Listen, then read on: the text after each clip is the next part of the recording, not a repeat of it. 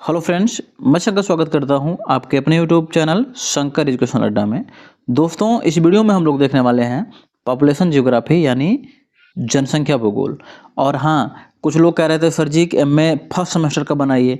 भैया, चाहे आप फर्स्ट सेमेस्टर में हैं, चाहे आप थर्ड सेमेस्टर में हैं, चाहे सेकंड सेमेस्टर में हो, फोर्थ सेमेस्टर में हो, एमए बीए के किसी भी सेमेस्टर में आप हैं, किसी भी यूनिवर्सिटी से आप हैं, अगर आपके सिलेबस में पॉपुलेशन ज्योग्राफी है तो यह वीडियो आपके लिए बहुत ज़्यादा कारगर है। ठीक है, क्योंकि भैया पॉपुलेशन ज्योग्राफी का जो सिलेबस है, जो क्राइटेरिया है, वो बदलने वाला नहीं है। आप किसी भी सेमेस्टर में रहिए, जो प्रश्न पूछा जाएगा वही पूछा जाएगा जो पॉपुलेशन ज्योग्राफी से पूछा जाता है। तो सबके लिए वीडियो महत्वपूर्ण है, चाहे आप एमए फर्स्ट सेमेस्टर में हैं, चाहे थर्ड सेमेस्टर में हैं। ठीक है, वीडियो को अंत तक जरूर देखिएगा। लघुत्तरी प्रश्न है, प्रश्न बहुत महत्वपूर्ण है भैया। प्रवास के प्रकार क्या होते हैं, इसके बारे में हम लोग जिक्र करेंगे।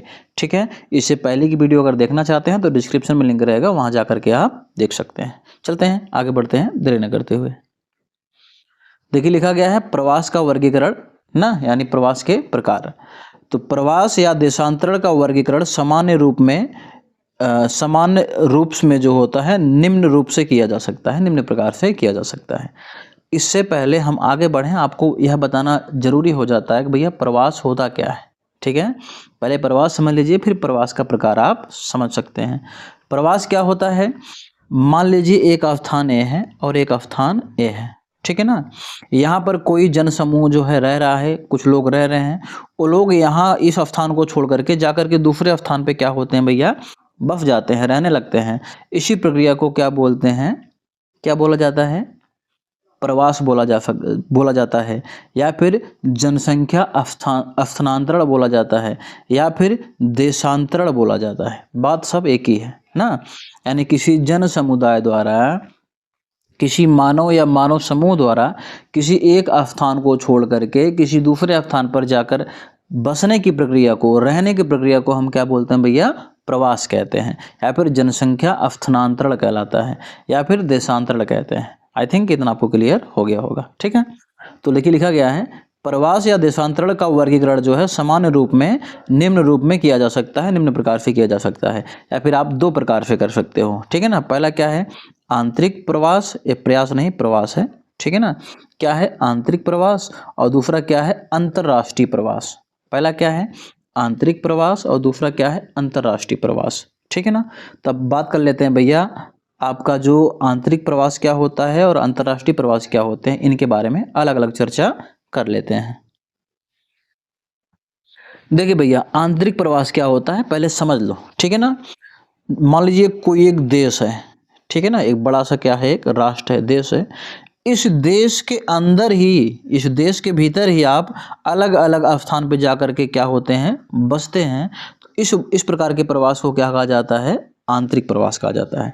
यानी आंतरिक प्रवास जो होता है वो एक देश के भीतर ही होता है, एक देश के अंदर ही होता है। ठीक है ना, जैसे आप मान लीजिए यूपी में हैं, यूपी से जाकर के आप दिल्ली में रहने लगे। ठीक है ना, तो यह प्रवास आपका क्या कहलाएगा? आंतरिक प्रवास कहलाएगा। या फिर आप भारत में हैं, भारत में रह करके, यूपी में रह करके भारत के किसी भी दूसरे राज्य में जाकर के अगर आप बस जाते हैं तो यह प्रवास क्या कहलाता है? आपका आंतरिक प्रवास कहलाता है। ठीक है, तो देखिए लिखा गया है आंतरिक प्रवास। ठीक है ना, क्या है? आंतरिक प्रवास जब किसी देश के निवासी अपनी देश की सीमाओं के अंतर्गत एक स्थान से दूसरे स्थान पर चले जाते हैं तो उनका यह प्रवास आंतरिक प्रवास कहलाता है। ठीक है ना, क्या कह रहा है भैया? आंतरिक प्रवास क्या होता है उसके बारे में बात करते हैं। तो लिखा गया है जब किसी देश के निवासी, ठीक है ना, जब किसी देश के निवासी अपने देश की सीमाओं के अंतर्गत एक स्थान से दूसरे स्थान पर चले जाते हैं तो उनका यह प्रवास क्या कहलाता है भैया? आंतरिक प्रवास कहलाता है। उदाहरण के लिए आप कह सकते हैं, जैसे इलाहाबाद का कोई व्यक्ति है। ठीक है ना, इलाहाबाद का कोई व्यक्ति है, वह मुंबई में जाकर के बस जाता है तो वो क्या हो जाएगा? आपका आंतरिक प्रवास कहलाएगा, या फिर आप आंतरिक देशांतरण उसको कह सकते हैं। तो आप लोग कमेंट करके बताइएगा इलाहाबाद का जो नया नाम रखा गया वो क्या है। देखिए कितने लोगों को पता है। ठीक है ना। इलाहाबाद का जो नाम बदला गया है वो क्या है, क्या रखा गया, उसके बारे में हमको बताना है। तो कमेंट जरूर करिएगा। कहाँ से देख रहे हैं वीडियो उसके लिए भी कमेंट आप करके बता सकते हैं। किस टॉपिक पे आपको वीडियो चाहिए उसके लिए भी आप कमेंट कर सकते हैं। आई थिंक आपको आंतरिक प्रवास क्लियर हो गया है। ठीक है, आगे बढ़ लेते हैं, आगे देख लेते हैं। लिखा गया है आंतरिक प्रवास से, एक प्रयास, बार बार टाइपिंग एरर हो गया है, कोई बात नहीं, तो समझ लीजिएगा।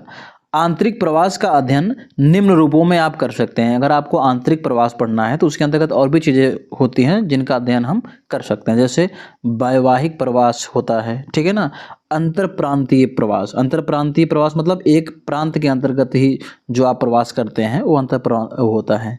अंतर जनपदी ना, अंतर जनपदी प्रवास क्या होता है, एक जनपद के, एक डिस्ट्रिक्ट के अंतर्गत जो आप भैया प्रवास करते हो ये आता है।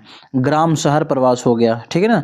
समबद्धता जन्म प्रवास या सह-प्रवास हो गया, ये सब किसके अंतर्गत आते हैं, आंतरिक प्रवास के अंतर्गत आते हैं, ठीक है ना। आई थिंक इतना आपको क्लियर हो गया होगा। अगला है आपका भैया अंतर्राष्ट्रीय प्रवास, बार बार पूछा जाता है, ठीक है। अंतर्राष्ट्रीय प्रवास क्या होता है, पूछा जाता है। जब किसी एक राष्ट्र से आप किसी दूसरे राष्ट्र में जाकर के बस जाते हैं, जाकर रहने लगते हैं, तो प्रवास क्या कहलाता है, आपका अंतर्राष्ट्रीय प्रवास कहलाता है, ठीक है ना। जैसे आप भारत के निवासी हैं, भारत से निकल करके आप दूसरे राज्य में, जैसे संयुक्त राज्य अमेरिका में चले गए आप, ठीक है ना, वहां जब चले गए, ठीक है, चाइना चले गए, ठीक है, तो ये प्रवास आपका क्या होगा, अंतर्राष्ट्रीय प्रवास कहलाएगा, ठीक है ना। तो वही लिखा गया है। अंतर्राष्ट्रीय प्रवास का तात्पर्य अपने देश से दूसरे देश में, ठीक है ना, क्या होता है, अपने देश से दूसरे देश में जाकर जब आप बसते हैं तो अपने देश के बीच जो होने वाले गमन आगमन होते हैं, ठीक है ना, जो गमन होते हैं उनको क्या बोला जाता है भैया, आप अंतर्राष्ट्रीय प्रवास कह सकते हैं। क्लियर हो गया ना। यानी एक देश से दूसरे, जब कोई व्यक्ति या व्यक्ति समूह एक राष्ट्र से, एक देश से दूसरे देश में जाकर बसते हैं तो यह प्रवास क्या होता है, अंतर्राष्ट्रीय प्रवास कहलाता है, ठीक है। इतना आप बनाकर लिख सकते हैं, बोल सकते हैं। आगे लिखा गया है, वस्तुतः आंतरिक या अंतर्राष्ट्रीय प्रवास में कोई मौलिक अंतर तो नहीं है, मात्र राष्ट्रों की भौगोलिक सीमाओं को ही अंतर का आधार कहा जा सकता है। भैया कोई खास अंतर नहीं है दोनों में, बस अंतर इतना है कि राष्ट्र की भौगोलिक सीमा को ही हम अंतर मान लेते हैं। मतलब अगर एक राष्ट्र है, जैसे भारत है, भारत के अंदर कहीं भी आप अपना प्रवास करेंगे तो आपका क्या होगा, आंतरिक प्रवास होगा। लेकिन अगर आप, भारत है, भारत से बाहर अगर आप किसी दूसरे देश में जाएंगे तो आपका क्या कहलाएगा, अंतर्राष्ट्रीय प्रवास आपका क्या होगा, वो कहलाएगा, ठीक है ना। आगे लिखा गया है, अंतर्राष्ट्रीय प्रवास की अपेक्षा आंतरिक प्रवास का प्रभाव अधिक व्यापक है। भैया जो अंतर्राष्ट्रीय प्रवास होता है वो आपको कम देखने को मिलता है, और जो आपका आंतरिक प्रवास होता है वो ज़्यादा आपको देखने को मिलता है, ठीक है ना। आई थिंक इतना आपको क्लियर हो गया होगा। अगर क्लियर हो गया है तो चीज़ें समझ में आई है तो मैं आपसे फिर से कह रहा हूँ कि चैनल को सब्सक्राइब जरूर करें और वीडियो को लाइक करना ना भूलें, और इस वीडियो को ज़्यादा से ज़्यादा शेयर करें, क्योंकि पढ़ेगा इंडिया तभी तो बढ़ेगा इंडिया। मिलते हैं आपसे अगले वीडियो में।